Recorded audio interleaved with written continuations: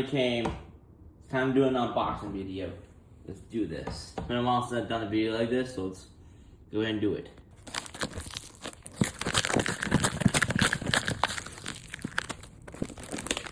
Here we go. There it is. This guy, this bad boy right here. Duquesne. Finally here, let's get it out real quick. Yo. Look at this guy. Oh my god, look at the Duquesne logo. This is called a Duquesne branded Lowell speaker. It's a Lowell branded Duquesne. It looks so similar to those P900s or those J.D. Davis speakers. It's pretty cool. They're like one of the rarest speakers out there.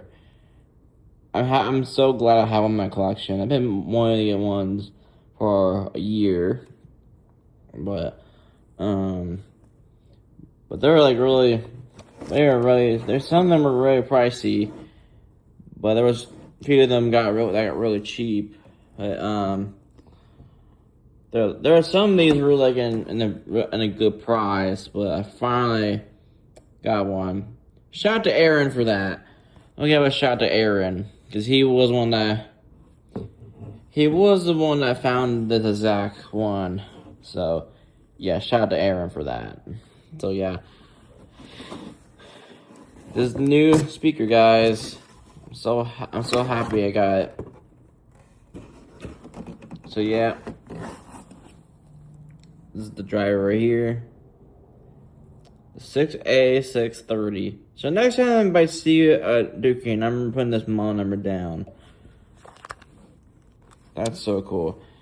I think I spotted these exact ones inside of a hospital or something like that. They were everywhere in that. I think it was like a clinic or a hospital or something. They had a bunch of these there, and there was also like a community college I went to. They had these too. They use these too. And there was a restaurant called the Mulligans. They had these except they had the Lowell version of this. They had the Lowells, not the Duquesnes. But they had the exact grill of the speaker. So the Mulligans restaurant had the exact speaker, except it had the exact grill, except the Duquesne logo. Yeah, I saw that on Google Earth, which is actually pretty cool. It's a very rare speaker. I mean, I always wanted to get these for a long time. I finally got it. Got my hands on one of them. So yeah.